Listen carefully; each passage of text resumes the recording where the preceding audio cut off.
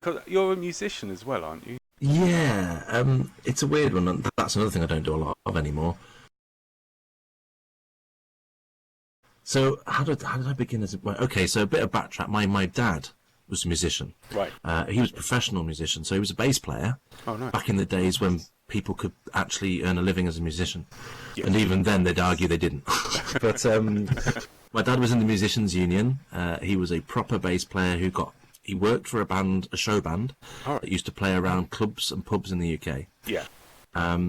To the point where he even did warm up for people like Eric Clapton and people like that. So he got a bit of a taste of it, you know. Yeah. But he made money, you know, doing it for a living. Hence the union thing. So when I was a little kid, I can remember the end of his career because they took. Well, the problem was that I was born first. I was the first son, if you like. But when they had my brother, who was 4 years younger, it got a bit harder. They used to take me around to gigs, but trying to take two kids to a gig started to get a little bit messy, you know. So at that point, he had to do the whole... And I know he was gutted about it because I have talked to him about it. Yeah. My mum and him must have had the conversation. Yes. Where it was decided, you know, you can't play band anymore. So he had to... I mean, it was a sad... Proper job, air quotes, sort of thing.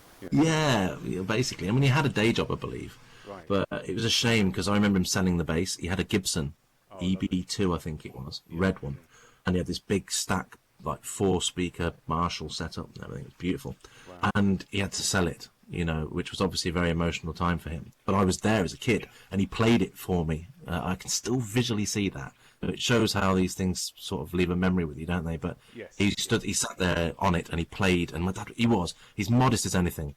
But his fingers moved around on that thing like spider, and I used to just be like, "Wow, how do you even do that?" Because he could play anything. It was in a show band. They were like, "Right, you're going to play this style of music in this particular club because that's what we like." Oh, okay, then no problem. Sheet music out, boom, boom, off they go. Wow. But yeah, he did that. So that's kind of. Do you see where it came from? As I grew up, then I was probably junior age, so what we're talking about, 8 or 9, maybe 10, probably 10 or 11. And I went round a mate's house, and there was this blue box. There was a couple of blue boxes in the living room, which were like little wooden boxes with a thing called sprayed on the side of it. To protect my own real life identity, I won't mention the name of the thing, but there was a name of a band sprayed on the side of this thing. All right. And I remember saying to them, "What's in the box?" And they were like, "It's a trumpet." Well, back in those days, it was a bugle. It had no valves. Right. I was like, "A bugle, eh? Right, okay." So anyway, they got it out, and I'm looking at this thing, and I'm blowing into it. It's making no noise, and, you know. So they're like, "He said, you know, you play it," and they showed me how to play this bugle. Anyway, I said, "Go on, then I'll come along with you to one of your band rehearsals and see what it's all about." I went to a band rehearsal, and I joined the band with them, and I learnt to play a trumpet. Well, a bugle, no valves, it was the E flat. Just put that out there.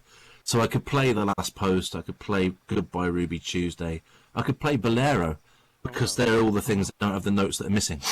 I couldn't play the Pink Panther because the notes were missing.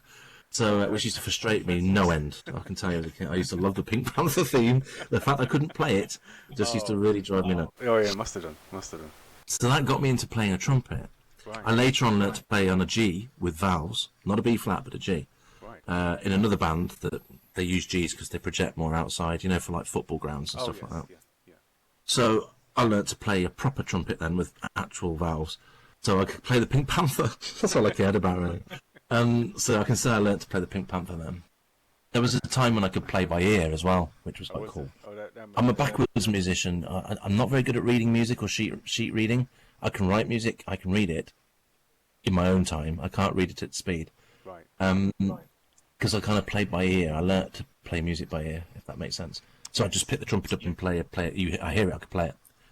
Oh, Probably not now, but then I could. Yeah, that's a real talent there, I think, being able to... It's weird. It's like a backwards talent to me, if you get me, because I don't really... Well, I do get music. I couldn't do it like a proper musician could, where I could just, you know, get a sheet and start reading it. Right. I'd have to read it and then play it, if that makes sense. The trumpeting went on. Right. And then I went to high school. Oh, yes. And my high school had a music department where they encouraged, at that time it would have been, late 80s? Oh, right. And they were encouraging more hands-on. You remember the old school music lessons were very, I mean, mine still were Beethoven, and they'd teach you dam busters and all that kind of stuff, Yes. which is great. But if you're into music and you want to do music at school, you kind of want to play some music, or do something actually musical, not learn about some dude who's not here anymore but wrote some great music, Yeah. Yeah. which is great. But do you know what I mean? It's not as hands-on. No, exactly. So they had a band, and I joined a band, and guess what I chose to play? Bass guitar. Because my dad used to play the bass guitar, right? Right. So I learned to play a bass, and in those days I was under 13, so my voice hadn't broken, so I could sing, and I actually had an angelic singing voice, which is hard to believe. As soon as my voice broke, I lost it. And I've not been able to sing since, but I did for that little short period of time sing in a reggae band. Well, it was more like a ska band, I guess, because of course I grew up in a city. I'm happy to say I grew up in Coventry, and it was where the Specials and the Selector, people like that came from. To the point, in fact, that Neil Davis, who was the guitarist for the Selector, was our music teacher. Oh, really? So so that the influence was. It was funny though, because when I first met him, I didn't know who he was, because I was a bit too young to have been in the generation that would have known who he was. So he's kind of like, you remember that song on my radio? And I'm kind of like, well, I've heard it, yeah. Didn't like it much. He was like, oh, okay. He says, well, anyway, that was me playing that. I was like, oh, I'm sorry. Didn't mean to offend you. He was like, no offence taken. But, he was trying to teach us a deal of ska. And, Right. and it was a total coincidence. We didn't pick it because it was a local sound or anything. It's just, it was a very multicultural environment that I grew up in. So reggae and dub and stuff like that was a big thing. That's right. Anyway, in between, I used to jump on the drum kit and have a little tinker. Just a tinker, though. I mean, I wasn't a drummer, but I'd tinker about on there, banging and, trying to learn how to do the bass. And I learned how to play like a basic 16th or an 8th or whatever. Right. But I never really did I wasn't a drummer at all. And I never touched the drums, really, after that either. I just, drumming for pleasure or whatever. Got you. But the reason I'm telling you that is because later on we jump. So I did this at high school, then I didn't touch music for my adult life. And then when in about 2003, you can see that's a big jump, right? We've gone from like late 80s to 2003. A friend in Manchester is in a rock band, but they can't find any drummers. There was a drummer shortage, and maybe there still is. And I was like, well, I know some people who play drums. And they were like, yeah, can you get... So I tried to get them hooked up with some drummers. Right. And it wasn't working out a lot, because they were in demand. They were either already in a band or they couldn't be in a band at the time. Got you. And I made the mistake of saying, well, I can keep time. So they were like, well, why don't you just come along to a rehearsal and keep time? Right. And I said, okay, yeah, I can like this. I don't know, so pots and pans,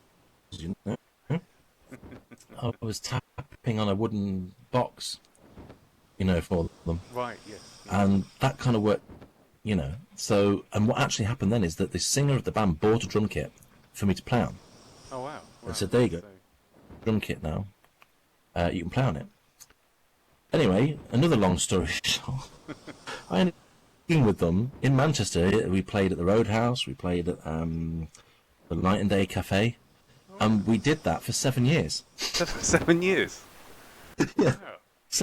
Temporary position. And I remember every year saying, have you got any closer to finding someone to... In fact, it was 7 years for me. I think it was 6 years for me, because I took it out and they found somebody else to fill in, but he had an electronic kit, and they kept telling me how it was so awful because he just didn't play the same, and I ended up feeling bad for them, so I went back for the final year. Oh, wow. You said you write music as well, just sort of for your own... Yeah, own, I did teach. I taught tune percussion for a while, so I used to read. It was more, it was music writing, but as other musicians will tell you, it's arranging rather than writing.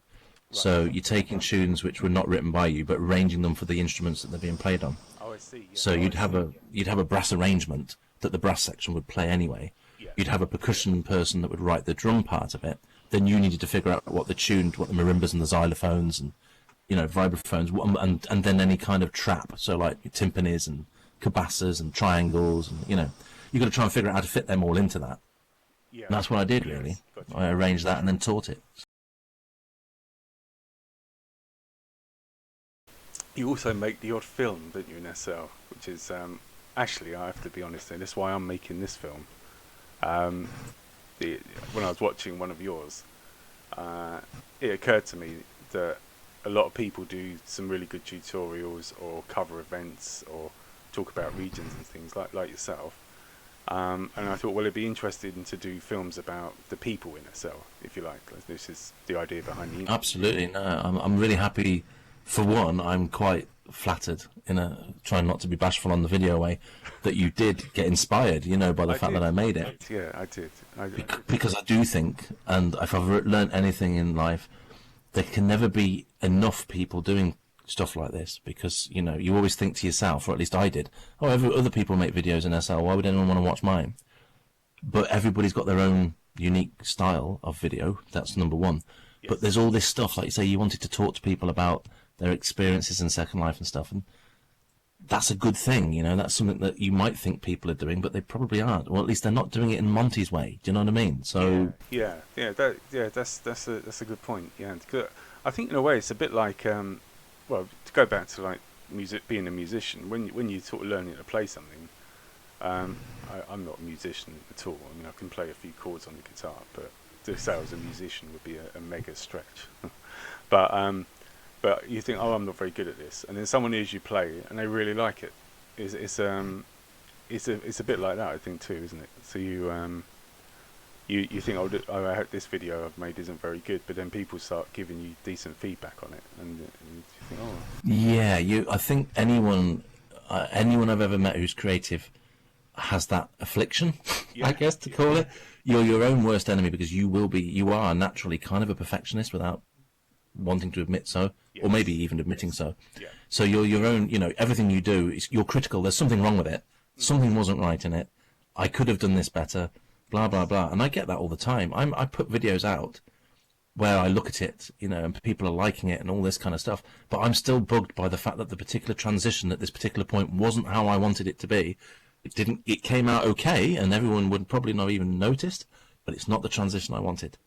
So, and I have to live with that forever, because I couldn't get the transition the way I wanted it. Yes. Because my computer's 10 years old, and as I've found with making videos, I use like the cheap man's version of Sony Vegas, but it still requires a lot of power to do what it does. Yeah, it does. And trying to get special effects on this machine's hard. I mean, the previewing, when you're previewing your video back, it won't play it back at speed for me. Right. So I'm trying to do transitions in a way where I can't actually see them. It's awful. It's took me 6 hours to get a video out, because I have to do it frame by frame. It's the only way I can do it. And they make a I think I just fell off your... Oh, no, I'm back. Okay. I just fell off your boat then. That was a bit scary, but I'm back. But I'm back. By the way, should you fall off the boat and suffer any kind of distress, under no circumstances am I liable. I get that. Yeah. I carry a similar disclaimer when anyone comes on my vehicles, to be honest. Yeah. Sorry, I feel like we digressed a bit. What was the actual question? Oh no, we're just talking about your filmmaking. Yes, so it was an accident, the filmmaking. Yeah, it was. As in, I didn't make films until I came to Belli, and then I can't remember how it came about. Now I'm trying to think how I actually began making it. Right. It's weird. Now we're talking about it. How did I start? I was chatting to people. I think I chatted to a lady called Ghost, who's one of the residents in Belli, and also, I don't know, actually. She was definitely one of the people I spoke to, and somebody called Lyric, who's a builder, a creator or whatever. Yeah. Builds sims and stuff. Yeah. Regions sims. Either, or, and. You can edit that bit out if you like. I stole a patch of cemented cornfield already. He knows I meant region, though. It's just a slip of the tongue. Yeah. But, it's they were just chatting in general, and I'd noticed the moles working, and I'd watched them. Right. And I think I got into a conversation about maybe filming them. Oh, yes. And someone said, yes, do it. I can't remember who said yes, do it, so I'll give them all credit. But between them, they all encouraged me to do it. And I thought, you know what, I'm going to do it. And I did it. And that was it. That's how it started. I had no intention, though. I'd never done any real... I'd done some tutorials for the GTFO game. I made some tutorials on how to play it. Yeah. But that was the only video I'd really done, if you get me. I hadn't done anything outside of that. Yeah. So the moles were like your muse, as it were. Yeah, they were the inspiration to make. They gave me something that I really thought people should see. Yes. because I've been in SL a while and I'm aware of moles, but I'll be honest, I didn't really know much about what they did. No. I knew that they did the Department of Works. I know that they built a lot of the things that we see, but I'd never seen one really. Well, it turns out now, because I went looking and I found out, but I had friends who were friends in Second Life who were moles, but I didn't know they were moles. All right. So I kind of hung out with them and watched them create stuff as them, if you like, as their first avatar, if you like, their main avatar, but had absolutely no idea that behind the scenes they were also doing stuff on contract. Okay. So yeah, it's kind of like I've known these people without knowing it, lost contact, and then I've met these moles and seeing them working and started to put the jigsaw together and accidentally, well not accidentally, but I went doing some research on moles and went to the wiki, the Second Life wiki about moles. Yeah. And it actually had the name of somebody I knew there. And that's when I was like, I know this guy. He was a fantastic builder. I used to love watching him. I watched him build an underwater club. Oh, really? Where he literally went underwater and then built a club underwater. Wow. And it was fabulous watching him. I mean, he was making like lighting, like a chandelier light thing from the ground up. And That's pretty impressive. while just chatting, we're just chatting, and he's making this stuff. I'm sitting there watching him, and I never put two and two together that this person might actually make stuff for the lab, if you like, but did. Because one of the things that I noticed about your film is like what you said to me the other day about the train station one, where it vanished because that was a shame. it was, yeah. And I liked your description. You said it was like an artist puts up a painting and then after a couple of months throws it in the bin. And by filming it, then everyone knows that it did once exist, and this was its features, and this is why it was noteworthy. No, absolutely. I realised you take for granted. Well, we all take for granted. It's a human thing, isn't it? But you wonder about the mainland, or you sail around and you see this thing all the time, and it's amazing, and you see it every day as you sail past it, and then one day you log in and it's gone. Yeah. Just like that, So the biggest issue you've got here is, you can't get nothing in this world for free, and at the end of the day, to hire a region costs a lot of money. It does. And you do create your dream, your artistic dream. You take a lot of pleasure in making it. That's where it comes from. So you make it, you love making it, you tweak it, you upgrade it, you do the whole evolution of a region thing. But the reality at this point now is you've spent lots and lots of your own hard-earned money on this project. No one's really giving you any money for it, and the reality is £200-300 a month, a lot of money. It is a lot. For some leisure time. It's an expensive hobby. Yeah.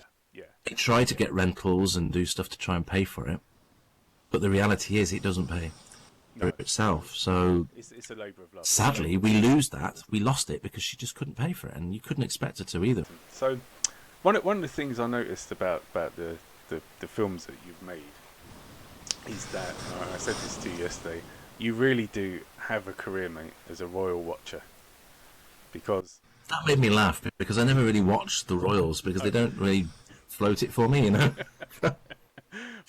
aware of them, but Yeah. But like for example, if you've got some event going on and you'll see one of them get out of a car or something, and the commentator will say something and make it obvious, and it will sound like a revelation.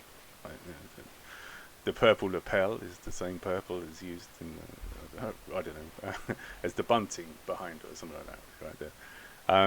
But you've got that knack about you, It's like when I was watching the mole video and she was putting out a fence, and you go, look, she's putting out a fence, and so on and so forth. So if you do end up leaving IT, you should definitely investigate that as a career.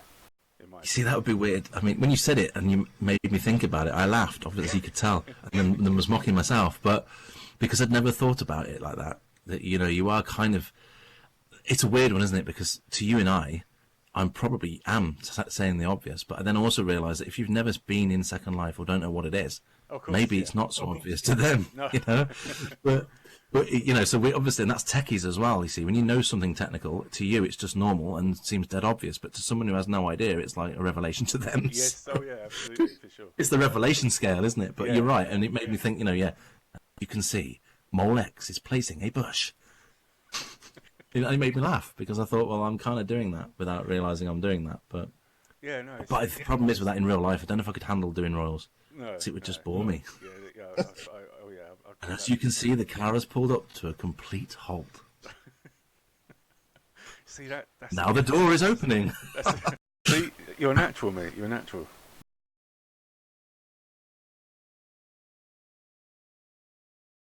But community is a big thing. Yeah. Really. Yeah. Of course. And more so now, because that's the other thing about Belli, talking about Belli. Having been here also for a very long time, when I first joined back in 2008, it was what I think they called the boom or something. Oh. I didn't come in through... so that apparently in sort of the States, there had been a bit of media attention on Second Life, and so people came in to have a look at it, because they'd seen it on the TV and stuff like that. Oh, right. I found it through a different way, so I didn't come in through marketing. I just happened to be lucky enough to come in at a time when that was going on totally by accident. Okay. So they had a lot of people logged in, you know, a lot of people logged in at once. It was like 85,000 or more people logged in at the same time. Wow. The place was crammed. There was avatars everywhere. It was crashing left, right and centre. I look back fondly at that time, but the reality is that it was chaos. It's absolute chaos. Yeah. Because I think they've got a massive onboarding, you know, which at first looks amazing, but then suddenly when the servers are like, whoa, what is going on? You're suddenly sat there thinking, hang on, we didn't invest for this. Have we got anything spare here? So I imagine they had an absolute nightmare. They were probably full of jubilation and dread all at the same time, because you're trying to keep this thing going with all these people. But of course, sadly, they didn't all stay. You know, a lot of drop-off happened, I think. But joining back then, I'm sorry, I digress a little, but when I got here, the lab, I'll call them, had staff that worked for them who were Lindens in the concierge, I believe, and governance and those kind of operations. They were very in the public space. All right. Yeah. So, and they encouraged community, although that's, like you say, community is a weird word, isn't it? But in the sense that they would encourage you to come to parties with them and to hang out and have a good time and explore and learn how to use the viewer, and a lot of that stuff went on. They were holding parties and you know, encouraging people to take part, which is why I stayed, because I was lucky enough to meet one of those Lindens who, you know, as you can probably imagine, I mean, I'm kind of weirdly aware of my own personality, and so they encouraged me, I encouraged them, and it was wild. So we just had a great time, and we encouraged everybody else to have a great time. Right, yes. And it was great, you know, but then it went away. There was changes in the management at the lab, and they refocused the company, and they took away all the Lindens, and they made them all disappear where you couldn't see them anymore. And they didn't.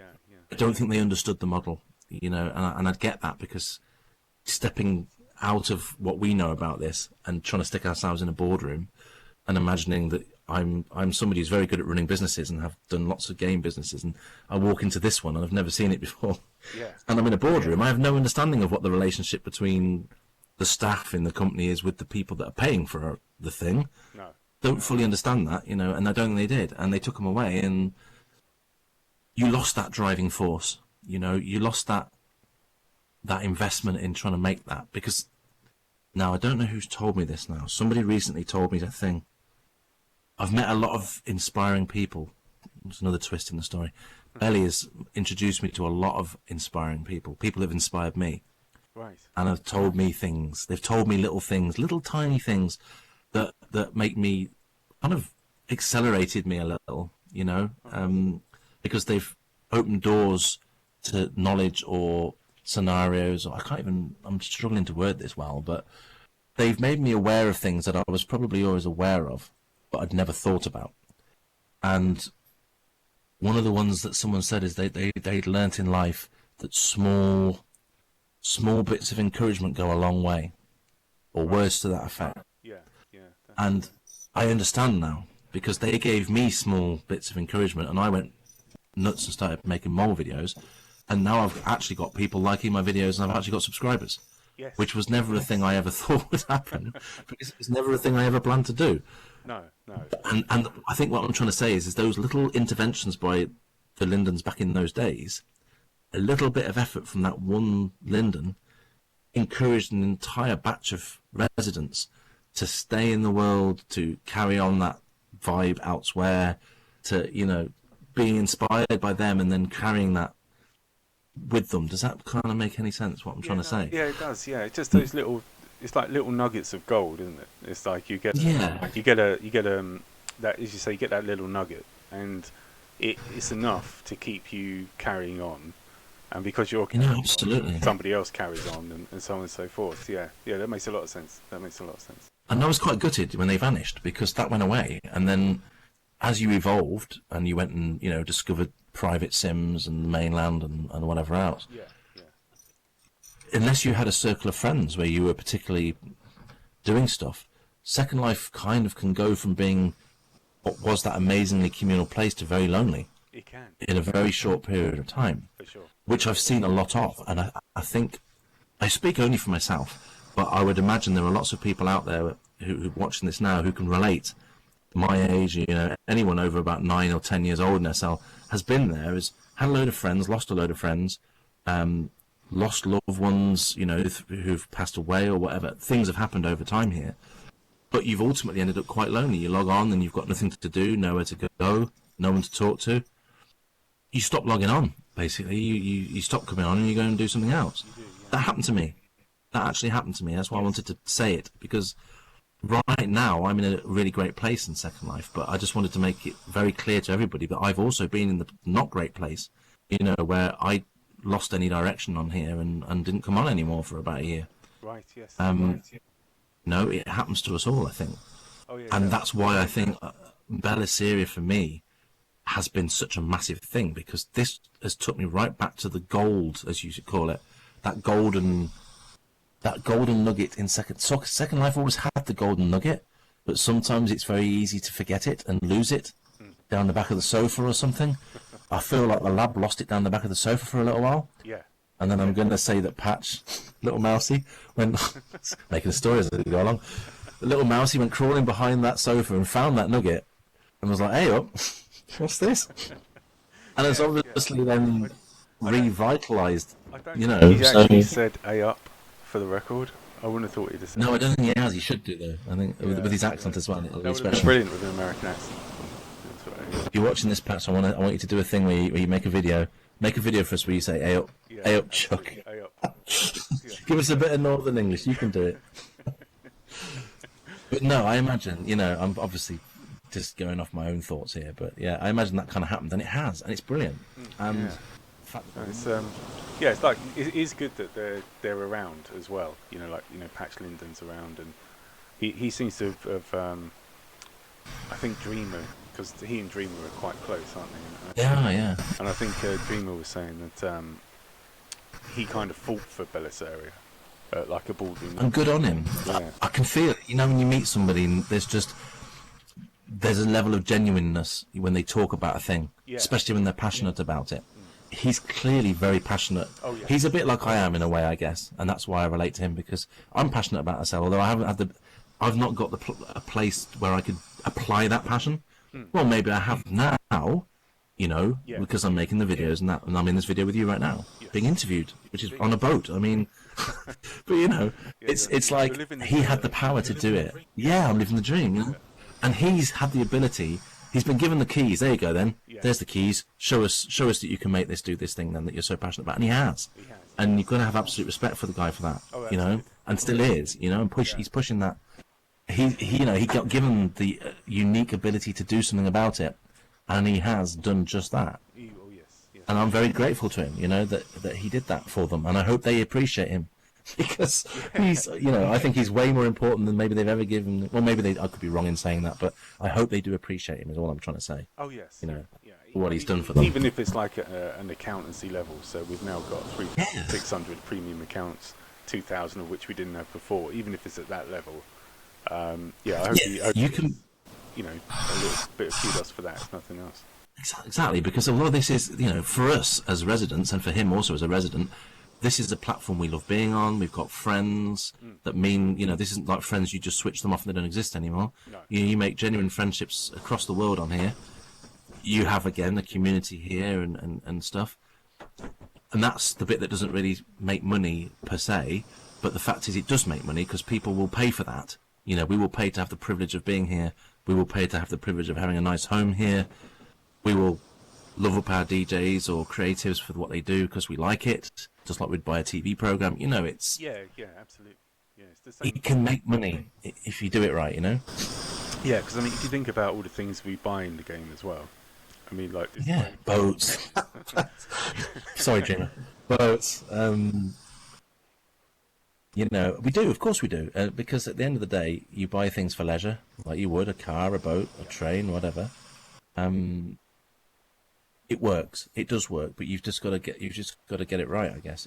If you give people somewhere they want to be, they'll pay for it. Yes. I think, you know, like you'll go to your favourite pub, won't you, or your favourite bar, or your favourite venue for watching music or whatever, and you'll pay for it because you're enjoying it. It's giving you satisfaction, and that's the important thing never to forget. Really, people aren't just going to give you money for the sake of it, unless you've got to put something in to get something out, like anything in life.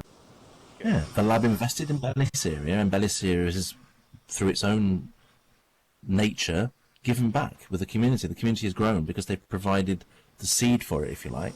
Yes. And they're a part of it. You know, I see Patch as just as much a part of the community as Whitney, as any of the moles, any of the people. They pop in the chat every now and then when they're having a coffee break, and they're a part of it. You know, they are a part of it. You know, they're not just staff. I mean, sure they are working, but like I'd just hand them a cup of coffee the same way as I would anybody else. You know, it's like, and I think that's special too. I think that's a really special thing that they are a part of it. Yeah, well, they've come to some of the DJ events, haven't they? And the parties and things. Just because they wanted to be there. It wasn't like anything like a special event as such. They just wanted to come and socialise. So I think that's really cool.